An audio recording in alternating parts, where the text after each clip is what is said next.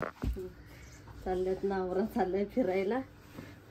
सकाळपासून तसं काय नवऱ्याने टुमकं लावले. बॅग भर सांगा ना, ते नुसतं तुम्ही नुसती ऑर्डर सोडताय. गेले 2 तास झालं मी आहे ना अक्षरशः उन्हात उभा राहून काळा पडला अक्षरशः. बघा की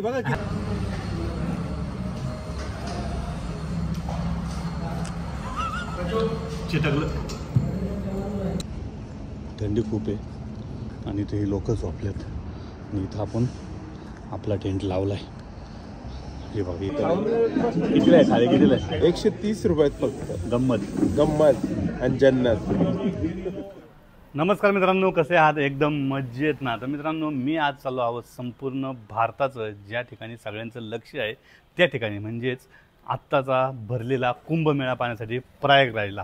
तर मित्रांनो, हा खरं तर माझ्यासाठी खूप मोठी संधी आहे, कारण की आज मी जाण्याचा माझा कुठलाही प्रकारचा हेतू नव्हता, तरी पण अचानक मिळालेली संधी कधी डावलायची नाही. म्हणून तर आज आम्ही सगळे मित्र आम्ही अचानक निघालो आहे प्रयागराजला. आज आम्ही आमची स्वतःची गाडी घेऊन चाललो आहे. त्यामुळं पुणे टू प्रयागराजचा जो जेवढा काही प्रवास आहे तो मी तुमच्याबरोबर शेअर करणार आहे. सगळी तयारी झालेली आहे, त्यामुळे गाडीची फक्त वाट पाहतो आहे. आणि आत्ता आतमध्ये जाऊन थोडीशी आपली बॅग वगैरे भरूया. बॅग भरून निघायच्या तयारीत आपल्याला जायचं आहे. आणि हा संपूर्ण प्रयागराजचा जो काही व्हिडिओ आहे तो मी तुमच्याशी शेअर करणार आहे. त्यामुळे माझ्याबरोबर तुम्ही राहा आणि सगळा प्रयागराजचा जो महाकुंभ आहे त्याचा आनंद घ्या, तोही आपल्या मराठी भाषेतनं. चला तर मित्रांनो, आत्ता आपण आपली तयारी करूया.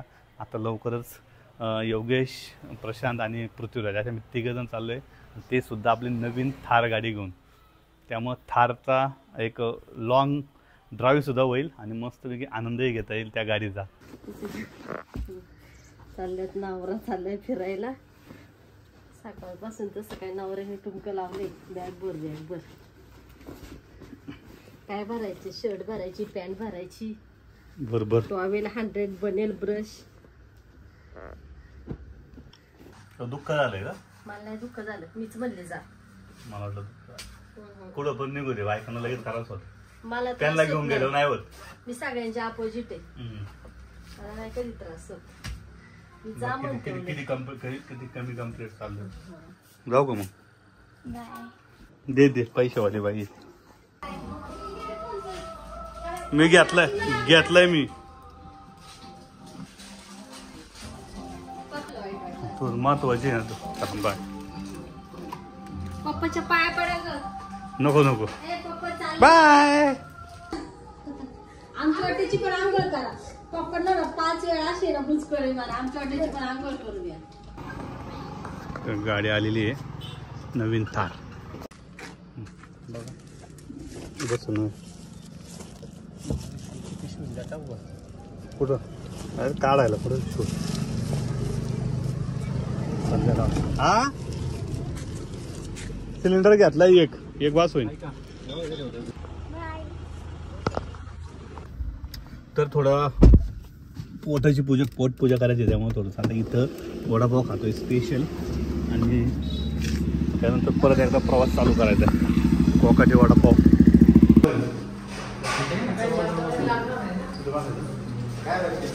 त्याला सांग ना, आम्ही वडापाव खायला आलो. गरम वडापाव तुटून पाटल्यात बघा.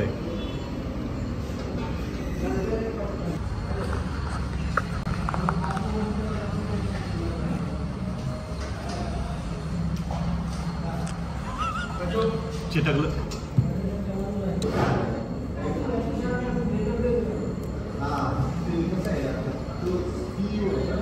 घरीच आहे मी, खरं सांगा ना. अजून तू झोपलाय का? झोपलो होतो मी, शपथ झोपलो होतो मी. आपल्याला जायचंय का नाही जायचं याचा अर्थ? जायचं का ना म्हणजे तुमचा रिप्लाय द्यायला मला काय. तूच आवरून येत नाही. मग धरून वाट बघतोय तुझ्या. आवरून बसलो मी गावात, वैतागलो गावात. अक्षर कोणा धावलो तर मी खरं सांगतो काळा पडला. बरोबर. किती वेळा सांगणार खरं सांग. बरं ये बाहेर, चला आलोय आम्ही. आला योगेश. हो योग्य आला. पाण्याचा जार कसं ठेवायचं सांगा ना. ते नुसतं तुम्ही नुसती ऑर्डर सोडताय. गेले 2 तास झालं मी आहे ना अक्षरशः उन्हात उभा राहून काळा पडला अक्षरशः. बघा की थकवाच गेला माझा. म्हणजे काय झालं, काळा पडलाय. गोरा कधी होता योगा तू? जागा गेली. योगेने मोठी बॅग आणली सगळ्यात छोटी बॅग माझी. तर हे बघा असे थार मध्ये थारची परिस्थिती. आता एवढ्यामध्ये क्लिअर केलं. फायनल झालेली आहे आपल्याला. काय आलं झाली का सुरुवात? काय आलं ट्रॅक्टरचा आधार लावला का तुम्ही? ते असं गाडीत बसू पण कुठे झालं चिकन दिसतंय. अरे काळा पडला अक्षरशः. वाटतं का अरे तुम्हाला? एकटाच बाहेर थांबलो उन्हात. अरे मी काय वाईटून घरी आलो. हर हर महादेव. जय श्रीराम. आता पहिलं खायला लागेल ना. नाही अजिबात नाही, अरे अजिबात नाही. आता तुम्हाला लय आलं सांगतो, डायरेक्ट नागपूर मध्ये जेवायचं आहे. विषय संपला. इकडे पवार इकडे देशमुख महाराजकरांना काही विषय नाही.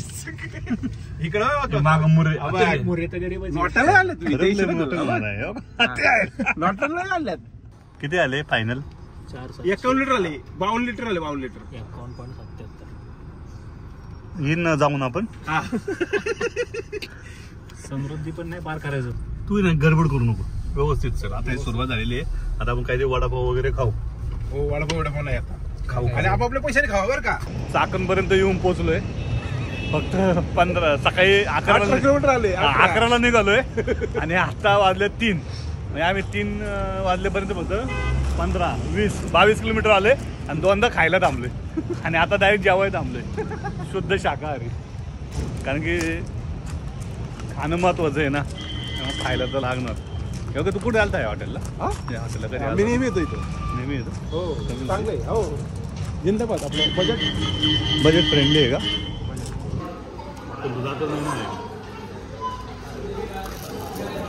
काय करायचं, आपण आहे ना एवढं.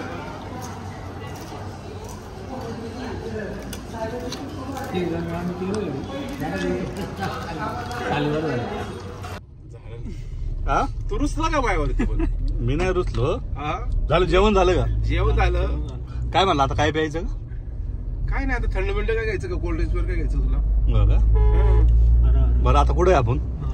आता डायरेक्ट नाशिक. नाशिक नाही जायचं आपल्याला, नागपूरला जायचंय. नाही नाशिक होतो आपण. निघायचं फायनली. काय जेवायचं जेवायचं. गणपती बाप्पा मोरया. जय श्रीराम. तर मित्रांनो आता आम्ही थांबलोय संगमनेरला आणि या ठिकाणी बघू शकताय हॉटेल भेटेल आहे, पण त्या ठिकाणी नाही थांबलेलो. तर इथे एक सुपर मार्केट आहे. त्या ठिकाणावरून थोडंसं तांदूळ आणि बाकीचे लागणारे जे मसाले आहेत ते घ्यायला गेला योगेश.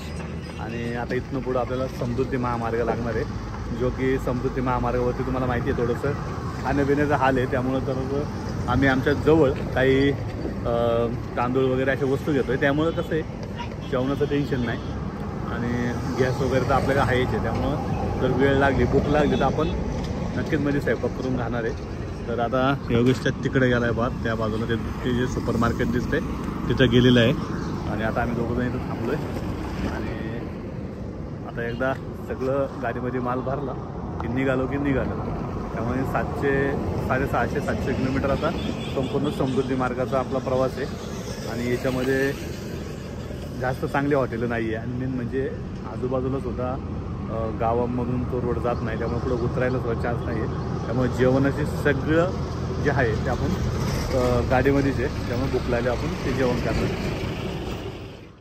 योगेश आता सगळं सामान घेऊन आला की पहिलं योगेशचं काय असतं तर चहा पितो योगेश.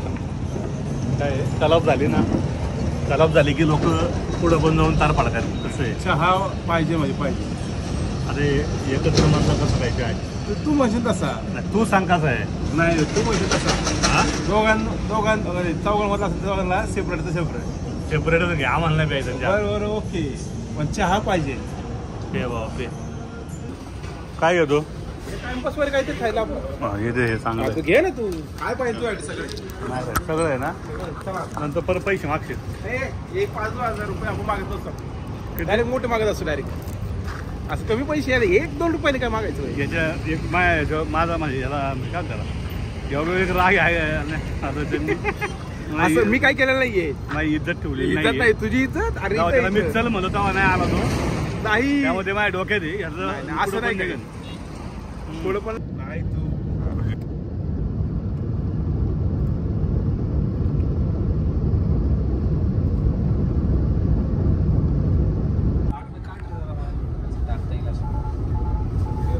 तर मित्रांनो आता आम्ही आहे समृद्धी महामार्गावरती आणि जवळपास नागपूरच्या जवळ आम्ही 300 किलोमीटर पाठीमागे नागपूरपासून. आणि आम्ही बऱ्याच वेळ आले या हायवेवरती गाडी चालवत आहे. आणि थार ही गाडी तुम्हाला माहिती आहे नवीन टेक्नॉलॉजी या थार गाडीमध्ये भरपूर वापरलेली आहे. त्यातली एक आत्ता आम्हाला आवडलेली आणि खरं तर त्यामुळे सगळ्यांना मस्तपैकी आराम भेटलाय त्यातल्या ड्रायव्हरला. तर काय आहे तुम्हाला टेक्नॉलॉजी मी दाखवतो. हे बघू शकताय या ठिकाणी गाडी आपली क्रूज मोडला आहे आणि ॲडास सिस्टीम जी आहे त्याचा फायदा बघा. कशाला हात लावायचा नाही आणि स्टेअरिंगला नाही, पाय पण कशात नाहीये. गाडी ऑटोमॅटिक चाललेली आहे. हे बाजूचे 2 जे पट्टे याला सेन्स करून गाडी चाललेली आहे आणि गाडी आपली स्वतःहून पुढचं सेन्स करते आणि हाय त्या पट्ट्यामध्ये गाडी चालते. त्यामुळं आमच्या प्रश्न भाऊला आता काय गरज नाही आहे कशाचीच आणि सगळेजण निवांत बसल्यात. आम्ही बऱ्याच वेळ झाली टेस्ट करतोय आणि त्याच्यानंतर खरं तर हा व्हिडिओ करतोय. असं नाही की तात्पुरता करतोय. आम्ही बराच कमीत कमी 50 ते 60 किलोमीटर गाडी आम्ही अशी चालवलेली आहे. त्याच्यानंतर खरंच म्हणलं तुम्हाला त्यांनी दाखवा की खरंच थारची ही टेक्नॉलॉजी कामाची आहे का, तर नक्कीच आहे. पण आजूबाजूला बघा तुम्ही बघितलं गाडी असेल तरी गाडी ऑटोमॅटिक त्या गाडीला सेन्स करून थांबती सुद्धा आहे आणि बरोबर मधला पट्टा धरून चालते. याचा उपयोग करायचा नाही करायचा हे महत्वाचं नाही, परंतु जर तुम्हाला वाटलं थोडंसं बघावं टेक्नॉलॉजीचा उपयोग करून तर चांगलं आहे. पण लॉंग टाइम गाडीची चालती नाही चालती हे आपल्याला पण सांगता येत नाहीये. परंतु जे आता जरी सध्या ज्या पद्धतीने गाडी चाललेली आहे ती खरंच आम्ही घेतलेला अनुभव तुम्हाला सांगतोय. गाडी एकदम व्यवस्थित चालतीये. हे बघा गाडी ऑटोमॅटिक एका बाजूला न जाता बरोबर सेंटरला जाते. इथं कुठलाच हात वगैरे काहीच लावलेलं नाहीये, पायामध्ये ऍक्सिलेटर नाहीये, काहीच नाहीये आणि गाडी ऑटोमॅटिक पुढे चालते. तर अशी ही टेक्नॉलॉजी खरं तर भविष्यामध्ये सगळ्यांना चांगली होणार आहे असं वाटतंय. कारण की थोडीशी सुरुवात आहे तरी पण बेस्ट रिझल्ट आहे आता तरी या थारचा. काय कद्दू काय आता आम्ही थांबलोय जेवायला समृद्धी महामार्गावरती. इथे भोजनाल आहे आणि रात्रीच्या 2:30 वाजल्यात त्यामुळे जेवण खूप गरजेचं आहे. आणि हे बघा 130 रुपयाला थाळी आहे ज्यामध्ये 2 रोट्या. अजून काय काय योगेश काय योगेश थंडी वाजली नाही रे, भूक लागली फक्त. कितीला आहे थाळी कितीला आहे? 130 रुपयात फक्त. गंमत आणि जन्नत. आता पर्याय नाही आमच्याकडे सुरी नाही पण जेवण केला फक्त ह्या माणसाच्या चुकीमुळे सुरी राहिलेली आहे, बाकी काय नाही. सगळं आणलं त्यांनी, भांडी आणली, गॅस आणलाय. अरे असं तिथं सुरी तर बघ आले टाटा आलेली आहे. जेवण येणार आहे अजून वेळ लागल. योगेशच्या तोंडावरती आता भूक जाणवायला लागलेली आहे आणि झोप पण डायरेक्ट लागलेली. आणि तो नागपूरला जेवणार होता पण नागपूरला जाता जाता 2दा जेवला. जरा बाजूला काढ आणि घ्या डायरेक्ट कितना बी ना घ्या.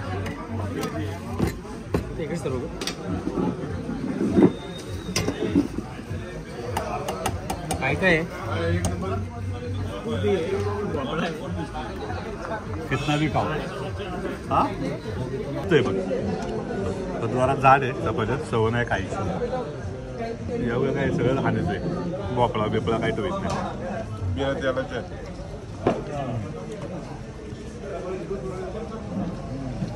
चांगले भोपळा आहे का घ्या. राईस किती पण नाही का रे योगेश? भारी भारी सिस्टीम आहे. पोट भरून किती रुपयात? 130 रुपयात पोट भरून.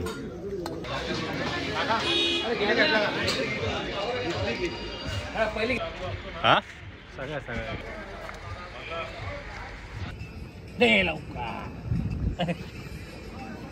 खायला हे नाही जिरवाय टाइम नाही लगेच घ्या. तर मित्रांनो रात्रीच्या वाजल्यात ही एक जेवण झालेलं आहे आमचं सगळ्यांचं. आणि महत्त्वाचं म्हणजे तुम्ही बघू शकताय लोकांनी स्वतः घरनं भाकरी वगैरे आणलं ते लोक इथं जेवतात आहे. आणि इतर वेळेस आपण जर समृद्धी महामार्गावरती आलो तर तुम्हाला जास्त गर्दी दिसणार नाही. परंतु आत्ता जेवढी गर्दी दिसते ना सगळी प्रयागराजला जाणारी लोक आहे आणि सगळीकडं वाहनांची संख्या जी आहे ह्या इतर वेळेपेक्षा जास्त आहे. तर संध्याकाळची वेळ आहे त्यामुळे जिथं भेटेल तिथं लोक आता जेवतात आहेत. जेवण छान होतं, कमी पैशामध्ये चांगलं जेवण होतं. तुम्हाला जर भाजी सेपरेट मागवायची असेल तर तशीसुद्धा भाजी होती जर तुम्ही ऑर्डर देऊन घेतली तर अशा पद्धतीने आता आपल्या रात्रीचे 1 वाजल्यात. प्रयत्न असा चालला की जितकी गाडी चालवते तितकी गाडी चालवायची आणि तिथं जर झोप आली तिथं आपलं मस्त टेंट लावायचा आणि झोपायचा आमचा प्लॅनिंग आहे. बघूया आता किती कसं काय होतं ते पुढं, आणि जर सोडता आलं तर नागपूर सोडून आम्ही पुढं जाऊन स्टे करणार आहे. तर बघू शकताय सगळी लोक या पेट्रोल पंपावर थांबल्या ते, आणि जे ते आपले आणलेले आपली शिदोरी जेवण जेवतात ते. आम्ही सुद्धा जरा गडबडीत निघाल्यामुळे थोडंसं आम्ही काहीच नव्हतं आणलं, त्यामुळे जे काय आहे ते इथलं जेवतो. चालायचं आहे का? चालायचं? चलो चलो बाबा चलो. बाहेर आतमध्ये जरा थंडी बरं वाटतंय. योगेश सर माझा मोबाईल लाव जरा चार्जिंगला. तर आता वाजलेले 5:03 आणि आम्ही आत्ता त्या पेट्रोल पंपावरती डिझेल भरायला थांबलो आहे. परंतु काय आलं आहे, डिझेल भरल्यानंतर आता गाडी चालवायची काही क्षमता राहिलेली नाही आहे. त्यामुळे असा प्रयत्न चालला आहे आमचा की आता इथं झोपायचं आहे. तर आम्ही झोपण्याची जागा बघितलेली तुम्हाला दाखवतो, आणि तिथं टेंट पण लावलं आहे, आणि थोड्या वेळ इथं आराम करणार. सकाळी उठून पुन्हा एकदा प्रवासाला लागणार आहे. तर इथून आपल्याला जायचं आहे अजून प्रयागराज जे आहे ते आहे 600 किलोमीटर. तर इथं बघा या पंपावरती दुसरीसुद्धा लोक इथं झोपलेली आहे. इथं थंडी खूप आहे आणि इथे ही लोक झोपलेत, आणि इथं आपण आपला टेंट लावला आहे. हे बघा ही आपली गाडी, आणि इथं लावला आहे आपला टेंट.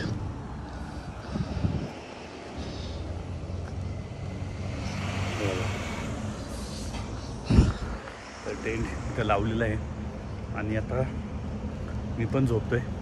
त्यामुळे उद्या सकाळ उठून जायचं आहे. पण सकाळचा ब्लॉग हा सकाळी चालू करू, आणि आजचा ब्लॉग मात्र इथपर्यंतचा आपण इथंच संपूया.